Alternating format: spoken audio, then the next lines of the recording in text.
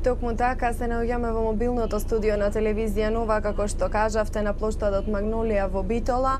Тука има митинг опозицијската коалиција предводена од Социјалдемократскиот сојуз на Македонија. Од колешката Ана Трајчевска веќе слушнавте дека овој митинг што туку започна, меѓутоа со мене тука вечерва е универзитетскиот професор и политиколог Јагода Митревска. Професорката заедно со мене вечерва ќе разговараме и ќе анализираме за дел од програмите кои ги нудат коалициите на оваа изборна кампања која веќе за неколку денови, односно наредниот петок завршува. Професорке, најпрво добре дојдовте во мобилното студио на телевизија Нова. Добре ве најдов. Пред се да ги поздравам гледачите на ТВ Нова и да ве поздравам како една добра медиумска куќа која веќе легува во новиот тренд на 21 век, известување од терен. Јас сум позитивно изненадена од ТВ Нова. Ви благодарам за убавите зборови, бидејќи времето на уклучување ни е некако да речеме ограничено, да преидеме на она за што вечерва и конкретно сме тука. Во овој момент започна митингот на коалицијата, опозицијската коалиција предводена од Социјалдемократскиот сојуз. Тие тука се вечерва да ја презентираат својата програма, а пред 2 дена, односно во четвртокот, тука беше и коалицијата за подобра Македонија предводена од ВМРО-ДПМН, исто така има свое представување на програмата. Ајде накратко да ги резимираме програмите на двете коалиции, нели како најголеми кои настапуваат на овие избори кои не очекуваат на 11 декември. Да, јас ги следам подолг период изборните процеси во Република Македонија, прибедејќи како политиколог од тој аспект сакам да ги анализирам и да видам докаде одат изборните процеси и политичките платформи и програми на политичките партии.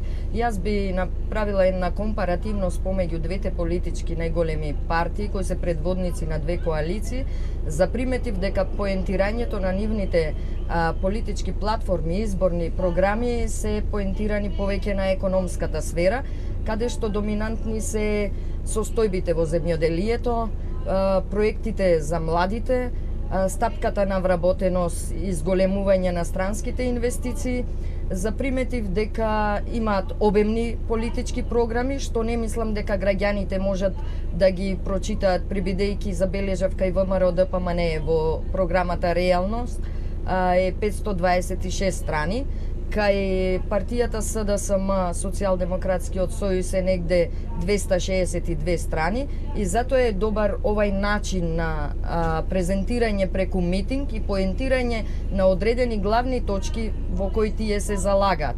И затоа мислам дека овај процес на одржување на митинг е непосреден контакт помеѓу граѓаните, каде што граѓаните можат да слушнат. Друго што заприметив кај двете политички партии, односно кај двете предводници на двете коалиции, најголеми коалиции во Република Македонија, заприметив дека се подобрува начинот на одржување на митинзи во поглед на присуството на граѓаните. Бидејќи во минатото гледавме дека доста партиски членови се носеа на митинзите преку патувања во одредени градови од еден во друг град. Сега заприметив дека тоа се одржува регионално, што е многу добро за да се добие вистинската фактичка состојба на гласачите кои би гласале за нив или кои се заинтересирани да ја слушнат политичката платформа. Тоа го забележав кај ВМРО-ДПМН пред 3-4 дена тука кога ги следев изборите, дека присуството на митингување на членови, на граѓани кои сакаат да ја слушнат програмата беше на ниво на Битола. Денеска еве гледам истата состојба ја заприметувам и кај другата политичка партија СДСМ, што значи дека ќе дојдат до една реална состојба колку се заинтересирани граѓаните. Друг дел од политичкото представување и директен контакт на кандидатите за пратеници од врата на врата. Вие имате искуство, сте следеле истиот принципи во други земји, западноевропски земји, кажете ми, дава ли ова резултати?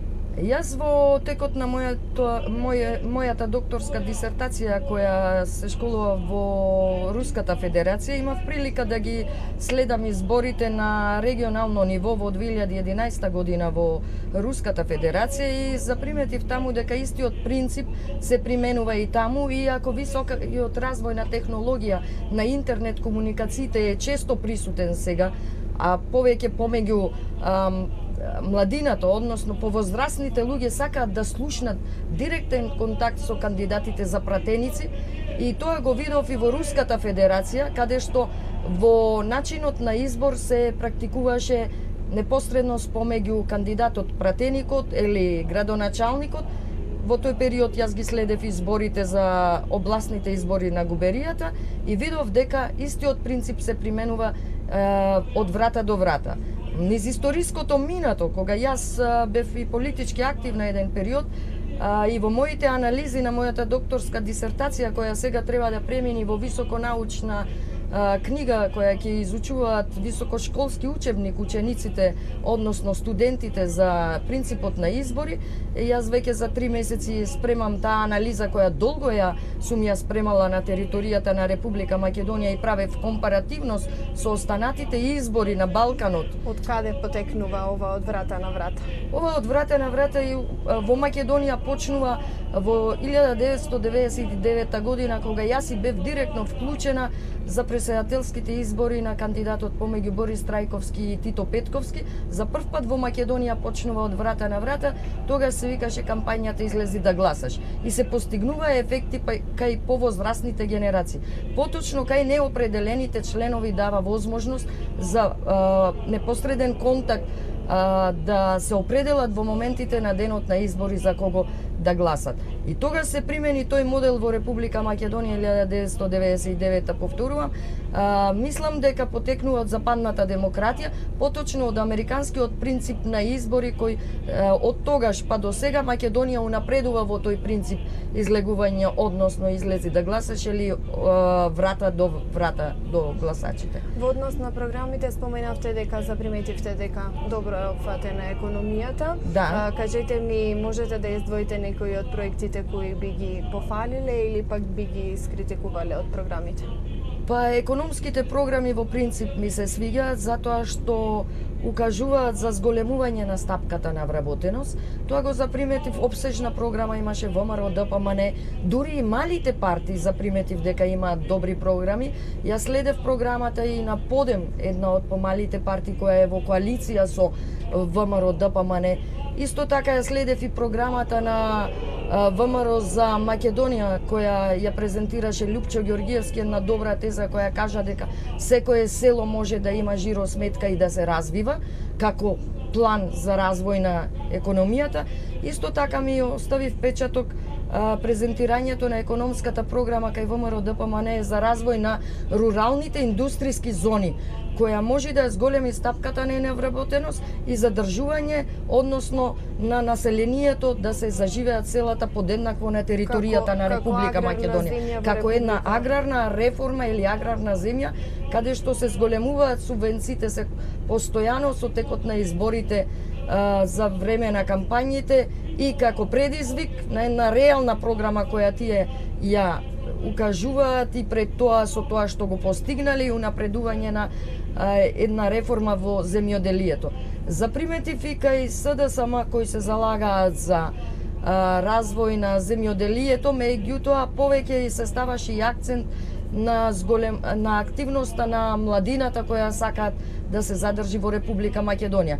Меѓутоа, задршката на младината во Република Македонија како една програма, јас би рекла дека е еден глобален проблем кој е настанат во земјите, не само во Македонија, него и во останатиот дел и во Бугарија ги следев изборите се отсврнува за задржување на младината, бидејќи гледаме и Бугарија е доста раселена, и Романија, земји членки кои станале во Европска Унија, што не мислам дека е виновна некоја власт, дали е тоа опозицијата утре, дали ќе биде на власт, или ВМРО ДПМН кој е сега на власт. Не значи дека тоа е со стапките на зголемување на активностите кои би ги задржале младината. Не мислам дека ќе застани тој тренд на иселување на младите. Јас тука морам да ве прекинам. Да. Го истрошивме времето кое беше благодаря. предвидено за ова наше вклучување. Се надевам дека ќе имаме можности во следните информативни изданија да обработиме уште некоја тема, ни остана уште за разговарање. Студио, слушнавте дел од мислењата за програмите на професорката и политиколог. Надвор во тек е митингот и опраќањата на кандидатите за пратеници денеска во Битола. Ние остануваме тука во мобилното студио и ќе побараме секако вклучување во некои од следните информативни изданија на телевизија Нова.